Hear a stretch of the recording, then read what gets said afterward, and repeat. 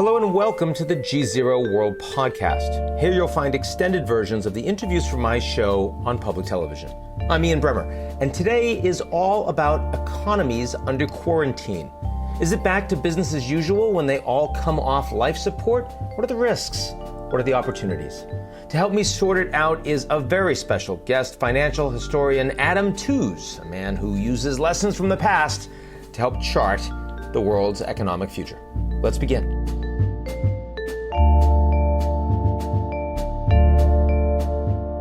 This episode of the GZERO World Podcast was made possible by Lennar, America's largest and most innovative home builder and the #1 destination for foreign residential real estate investment in the U.S.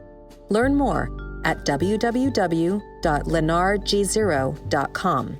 That's LENNARGZERO.com.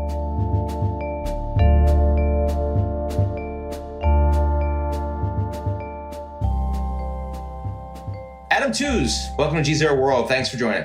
Pleasure to be on the show. So let me start by asking you, as an economist, economic historian, how bad is it? It's looking really bad. I mean, one has a sort of professional skepticism about claims to novelty as a historian. But I think into the first or second week of this, we had to give those up. As soon as the American unemployment numbers came rolling in over the last 5 weeks, these extraordinary 3.3 million, 6.6 million people signing on for unemployment benefit. And now we're in the fifth week of numbers, each one of which would have just simply been unthinkable at the beginning of this year.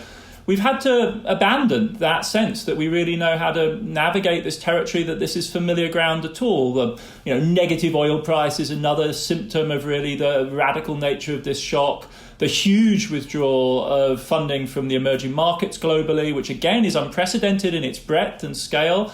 And then the numbers that are beginning to come out of global organizations like the ILO, which monitors labor relations globally.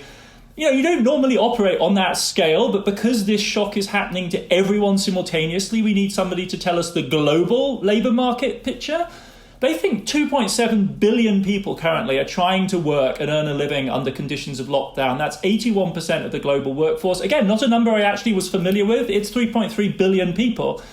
And they're all disrupted simultaneously. There just hasn't been anything like that. 1.3 billion kids furloughed out of education at this point. An entire generation that wherever they meet for the rest of their lives around the world will be able to look at each other and say, well, what happened to you at that moment? Of course, the experience will be radically different in, a slum in urban Africa or Manhattan private school. But nevertheless, everyone will have that shock in common. This is really new territory that we're in. Is it more helpful? I mean, given the gaudiness of the numbers you're talking about, is it more helpful to be living in a country where it's mostly informal economy? It's not being shut down by diktat from the state, where healthcare couldn't begin to deal with the problem. Essentially, where the de facto reality is herd immunity. Are those countries going to ultimately be the ones that, from an economic perspective, actually have more resilience or not? That's the kind of question to which we don't have a strong prior, I'd have to say. Never really considered the question of how you shut down Delhi. Especially if you announce 3 hours notice, which is what the Modi government did. We just have never done anything like this before. In terms of the human cost, I think it's pretty evident that the sort of least optimal position to be in, the worst position, is in a highly informalized economy with weak state structures, which suddenly decide that they're going to do a very rigorous lockdown. And we have seen that in several places. So India is one such case. And we've seen mass panic. We've seen millions of people clearly on the roads walking back to their villages because they're just not confident that in a lockdown they would be able to secure food, full stop, just food. They live hand to mouth. There are, after all, in Nigeria and India, going on 200 million people living in absolute, really extreme poverty. That means they struggle every single day to feed themselves and they rely on the street. The street is where they earn their living. In those sorts of situations, that's the absolutely worst place to be. It's possible that de facto herd immunity strategies will work better in, more resilient middle-income countries, the Indonesias of this world, for instance, that you can see perhaps in a brutal, hard-edged way kind of powering through this. After all, these are countries with relatively high mortality still for certain vulnerable age groups anyway. So perhaps the shock will be less extreme there. But I feel that in all of these areas, this is just, we don't really have good models for this. The preconception that, say, the Chinese were doing this because they were in the habit of imposing discipline. No one in China had ever contemplated shutting down a major industrial city. The word itself didn't exist in Chinese. It was a novel phrase the regime used. And so it's really an unprecedented experience. Is it true that the Chinese end up, by default, having the most effective model to respond to a crisis like this? I mean, certainly they would have us believe that in terms of the way they're presenting it publicly. How credible do you think that claim is? I mean, I think it's very difficult for an outsider to judge. But what you see is clearly a determination on the part of the regime to manage the story. On that, at least, they clearly are the most concerted and have the apparatus to do it. Whether it's credible to the outside is, of course, another question. There are certain facts which speak for the fact that the regime is handling it differently. I mean, it's a fact that VW only has one car plant or one set of car plants up operating right now that produce cars that are sold to people, and that's in China. So that's a reality that a global corporation like VW will have to reckon with. But I think, urge the case for the South Koreas of this world as an alternative, which in many respects may represent a much more optimal kind of package, if you like, in terms of the civil rights limitations that were imposed, and altogether maybe even the trade-offs in terms of health outcomes and economic outcomes. Certainly much more plausible from a governance perspective, though I also wonder, I mean, when we talk about the South Korean model, how relevant is it given how early they were in terms of, identifying outbreaks, being able to follow them, contact trace, quarantine effectively? I mean, the US, the Europeans, the developing world are nowhere close to having the ability to get in at that point in time. Well, I mean, I find that a slightly odd construction. We were warned essentially at the same time. We had... No, I know. I'm saying, but given where we are now, that's all I'm saying. Given where we are now, no. I mean, this is the nature of an exponential crisis like this. If you miss the crucial moment, there's no way back. After that, all of the options are bad. I mean, this is what climate advocates and activists have been telling us all along, and they operate in terms of decades and, the famous 12-year time horizon and so on. This virus poses that same question in a matter of days. If you miss that crucial 2 to 3 week window, then all of your options from then on in are bad. And absolutely, as you say, Korea hit it quickly, had the technology to hit it quickly, had the expertise and the alertness, crucially, right? Because they had this run-in with MERS in 2015, which had wired them up. They were ready to go on this problem. Because if you ask civil servants across the advanced economy world, in Britain and the United States, pandemics are on their list of high-risk, problems. They both have excellent epidemiological establishments, brilliant scientists, who have been warning that there was a risk like this, but they were not alert, and I think that's the crucial word. They were not ready to go when the warning signs arrived, and the South Koreans were.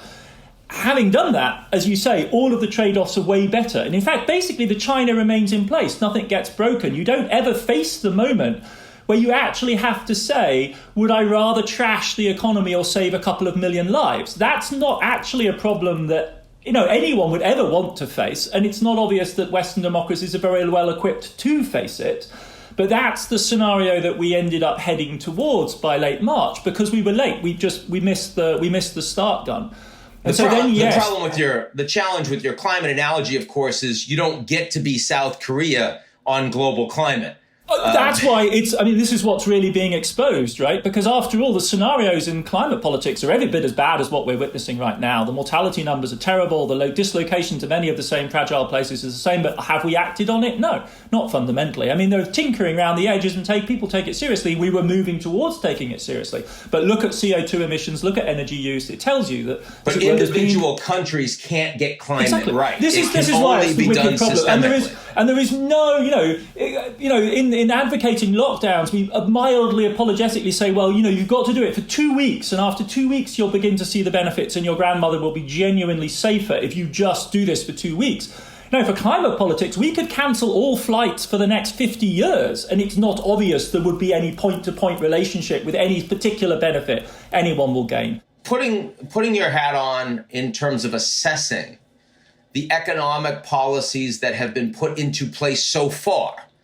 And some of that has been developed world, and certainly those are the biggest numbers we're looking at. But we're starting to see from Brazil, for example, we're starting to see from South Africa, for example, some pretty significant fiscal packages as well. How would you assess early stage?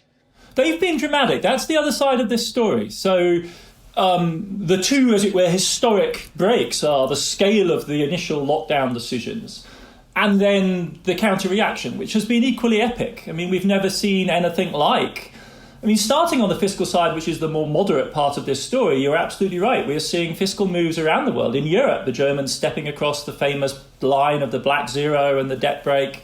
Very substantial fiscal stimulus there. And you're absolutely right. I know this program is called GZERO, but the G20 framework is not a bad way for thinking about this. There are a lot of very large, substantial emerging market state actors out there. We saw this in 2008 as well, where a Thailand, for instance, which isn't even part of the G20, can launch a very substantial fiscal stimulus, not to mention a South Korea or South Africa. These are capable actors, and they will react. I mean, the lockdown that South Africa is pushing through is martial law. I mean, they're using paramilitary methods to shut their population down. With support even from the opponents of Ramaphosa so far. And they know, presumably, that they've got 7 million people immunocompromised. We're living with HIV.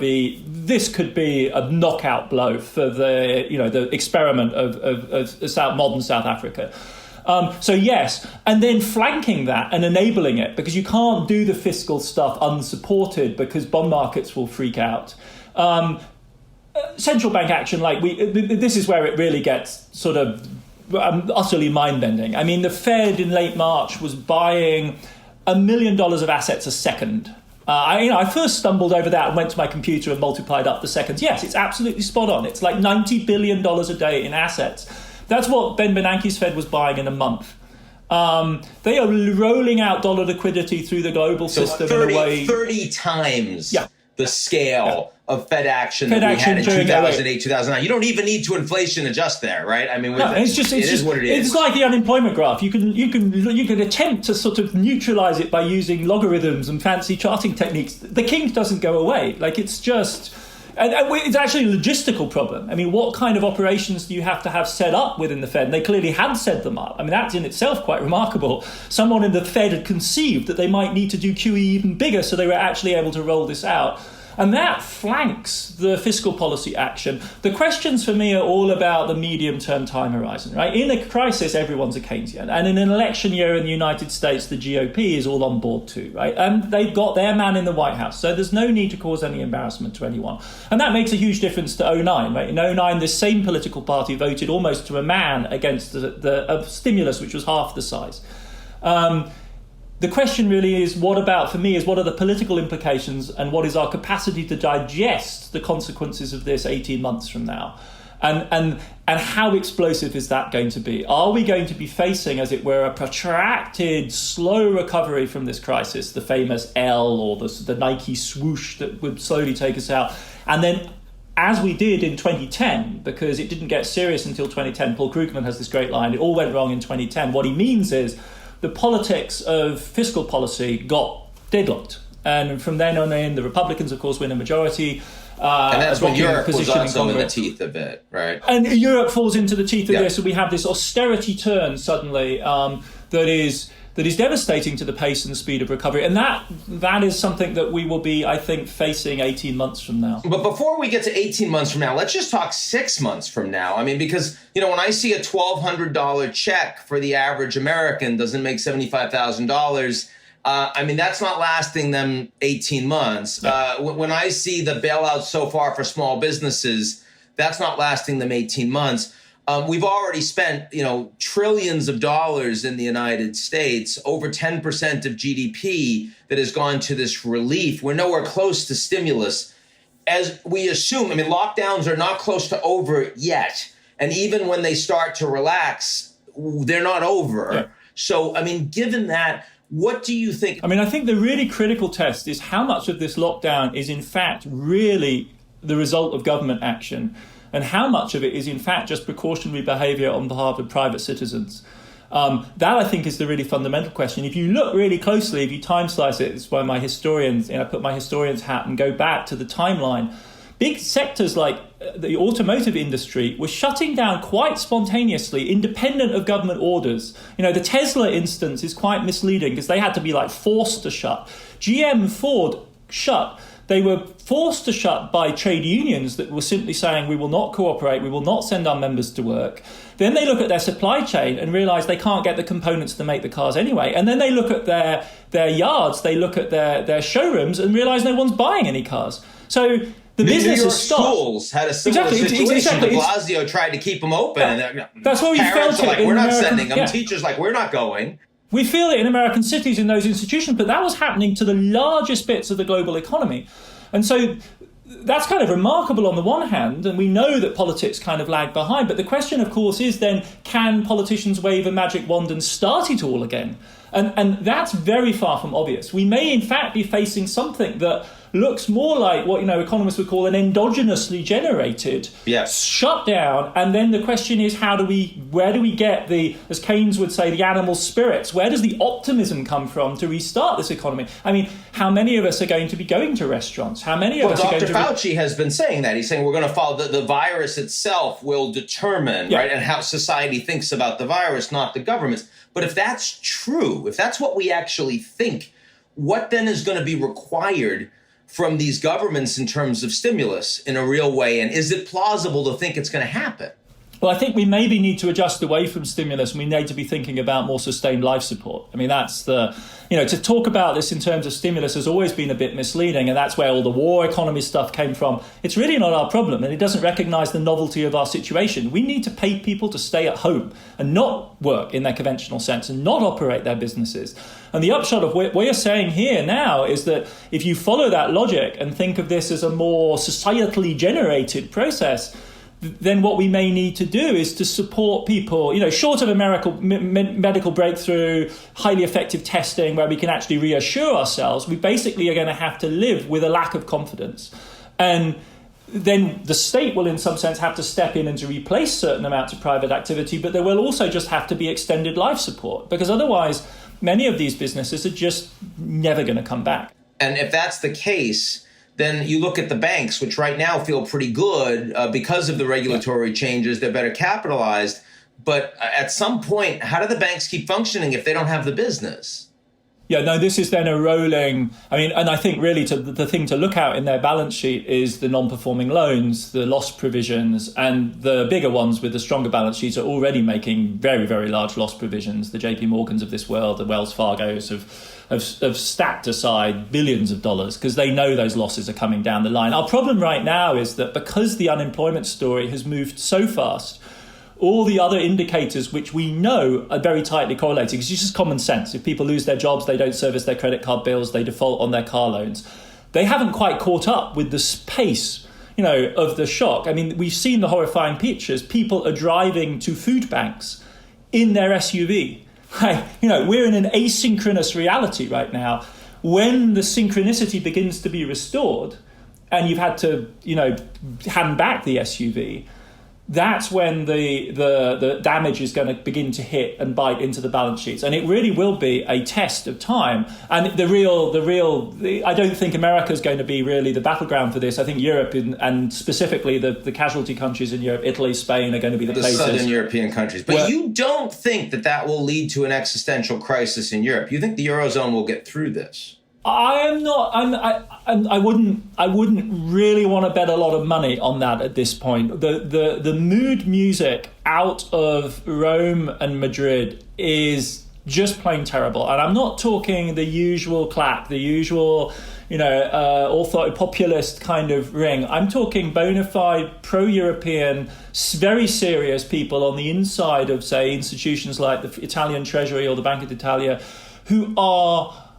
really struggling with themselves because they know they're committed to the European project and are disgusted and dismayed at the way in which this politics has played out and been allowed to play out, and the weakness which they again have been, they've been revealed again. It's a humiliating situation to find yourself in from their point of view. So if that's true, this is a reasonably recent change in view of yours in terms of more concern that the EU may not make. So give me some color around that. What is it specifically that you've heard that makes you think, you don't have to give me names, but that makes you think suddenly, my God, they might actually not last? Well, it's simply that I think patience has run out. And, you have a moment where 9 heads of government from the South, but not just the South, interestingly, the Irish as well were on board with this, formally say that we think that the answer to this is a mode of solidarity which involves novel financial instruments. And it's basically just waved aside. It's just dismissed. No, we're not interested. But the Dutch lead the charge, but it's clear that Berlin isn't interested either. I mean, this is an affront, right? When I'm trying to explain it to my German friends, including in the German finance ministry, I always say, it's like a relationship. You've been getting along just fine for many years, and then somebody decides to pop the question, shall we get married? And there's no way back from that. And there's only one way forward, right? Only one good way forward from that. The answer is yes. If you say no, you can't imagine you get back to the status quo because the other person is mortified, humiliated, deeply hurt, and suddenly has to realign their entire understanding of where this whole thing was going. See, I would think that the German response to that would be yes, but then just have an indefinite engagement. I mean, that seems the way that's the way they did Turkey, right? I mean, they said yes, but they never let them in. Yeah, well, you would have thought they would have moved heaven and earth to ensure the question was never put. What on earth went wrong in their crisis management that they didn't see this coming? How is it possible that 9 governments were able to concert themselves without the Germans knowing and somehow doing damage limitation? Something bad has gone on there, right? In the sense that either the 9 just said, well, damn it, we're going to do it regardless of what Merkel wants. We know the Germans were asking them to slow down. And then we move into the second phase. So that was the Eurogroup discussion, and it was bloody, clearly. It went on for 2 days, effectively. They weren't able to resolve it. If the Eurozone were to implode, how would it actually happen? There are different ways of imagining this. If a weak party leaves, if a big weak party leaves, it's a catastrophe for a weak player, right? Because their balance sheets are all in. Imagine, a bankrupt Connecticut or something trying to exit the United States, or a bankrupt Michigan. I mean, that might actually happen, right? Or a bankrupt Illinois. They'd exit the United States, introduce their own currency, and all hell would break loose because all of the balance sheets are denominated in the previous currency. And you'd end up with huge debts owed to the dollar zone, which would now be payable in Michigan dollars that were worth less in dollars. I mean, it's a nightmare. So let me now go to the 18 months in, and it's interesting that you used that time frame. Let's assume that there is a vaccine, and it's coming online just about then. Is it plausible in your mind, or what's the likelihood that by that point we're actually in a global depression?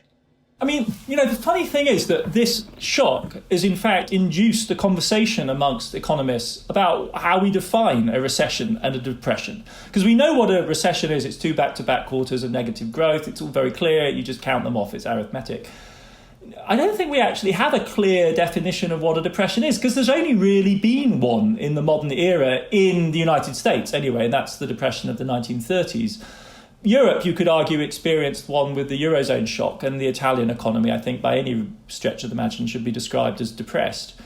Greece, certainly. Greece, yeah. So, I think we could well imagine a situation with unemployment still very high, with consumption down.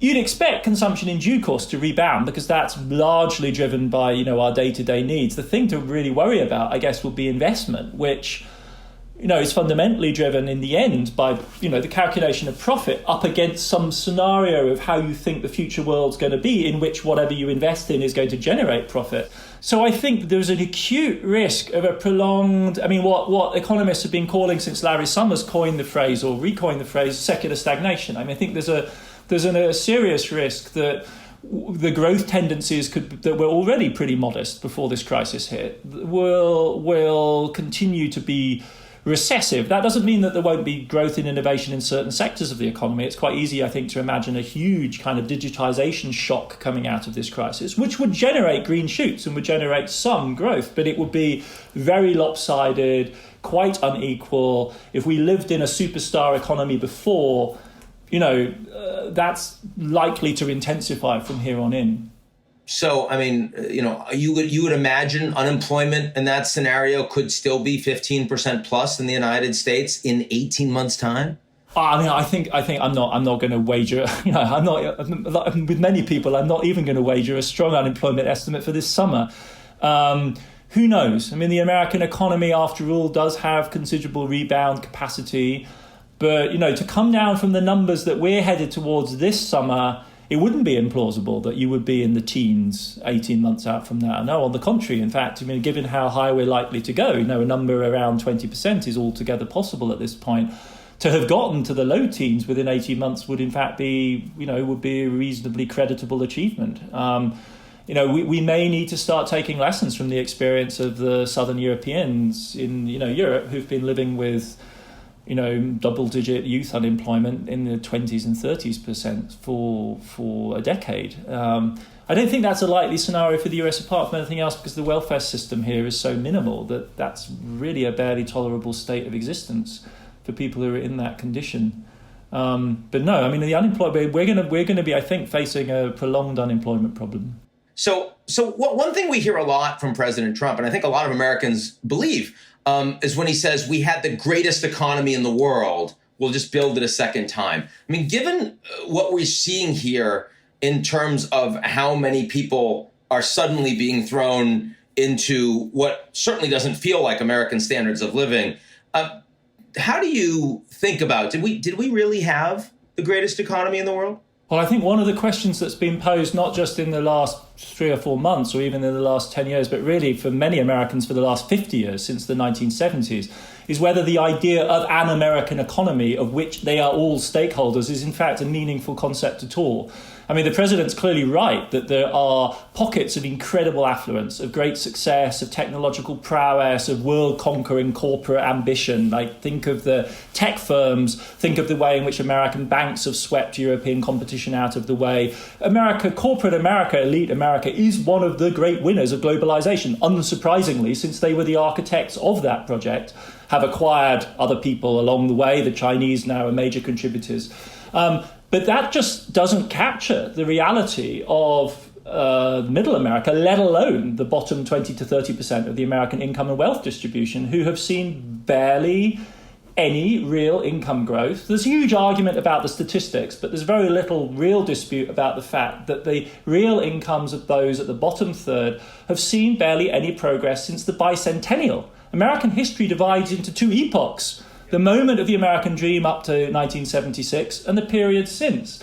And what this crisis does is, of course, hit precisely the weakest communities. It hits those who are most fragile, whose health insurance is precarious, who are working, part-time jobs in the service sector. It hits women as well. And it turns out, from a medical point of view, it hits the African-American population, all of which are groups also which have minimal financial resources. We know that 40% plus of American households can't basically cover expenses for more than a few months without a paycheck and have precious little financial reserve and basically no net wealth.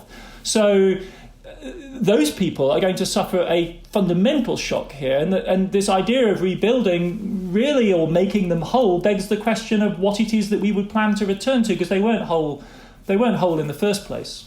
Adam Tooze, thank you very much. Thank you. That's it for today's edition of the GZERO World Podcast. Like what you've heard? I hope so. Come check us out at gzeromedia.com and sign up for our newsletter, Signal. This episode of the GZERO World Podcast was made possible by Lennar, America's largest and most innovative home builder and the #1 destination for foreign residential real estate investment in the U.S.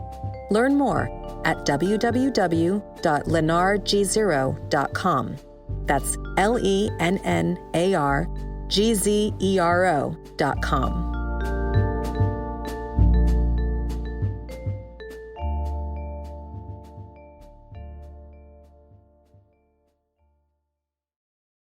You're listening to the GZERO World with Ian Bremmer podcast, your weekly geopolitical deep dive into the world's biggest news stories, featuring in-depth conversations with global leaders and newsmakers. To get more of GZERO's insights on global politics every morning, sign up for our free newsletter, GZERO Daily, at gzeromedia.com.